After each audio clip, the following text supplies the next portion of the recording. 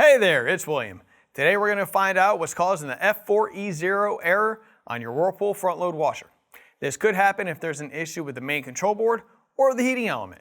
Now before we dive in, don't forget to like this video and subscribe to our channel to see more troubleshooting and repair guides. With over 2 million products in stock and the know-how to help you do it yourself, we are AppliancePartsPros.com.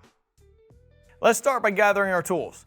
For today's work, we'll need a multimeter, a 1/4 inch nut driver, a 10mm socket, and a T20 Torx driver.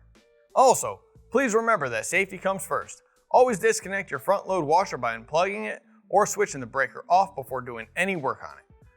We're going to start testing the heating element at the control. To test it, we're going to grab our 1/4 inch nut driver and remove the 2 screws at the back of the top panel. Then we can slide the top panel back, lift up, and then set it to the side. This test will help us find out if the failure is in the heating element or the control.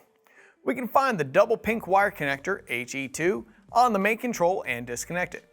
Once we've done that, we can grab our multimeter and set it to resistance mode, which looks like an upside down horseshoe.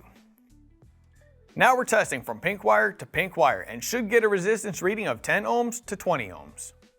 If the heating element doesn't fall within this range, like we see here on this unit, then it's bad and needs to be replaced.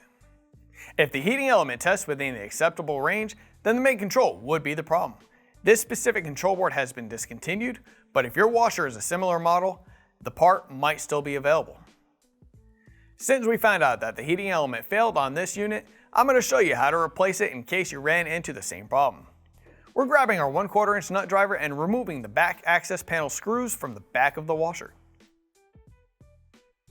Then we're disconnecting the wires going to the element. We're also using our T20 Torx driver to remove the element cover. Now we're grabbing our 10mm socket and going to the heating element. The tension nut needs to be loosened, so we're using our 10mm socket to loosen it just enough to pull the heating element out. Here's the old heating element and here's the new one. If you've already got one, great. If not, you can pick one up at AppliancePartsPros.com. All we need to do is insert the new heating element into the tub and then secure it by tightening the 10mm nut we loosened earlier. At this point, we can start putting the washer back together. To do that, we're grabbing our 1/4 inch nut driver and T20 Torx driver to install the heating element cover and wires.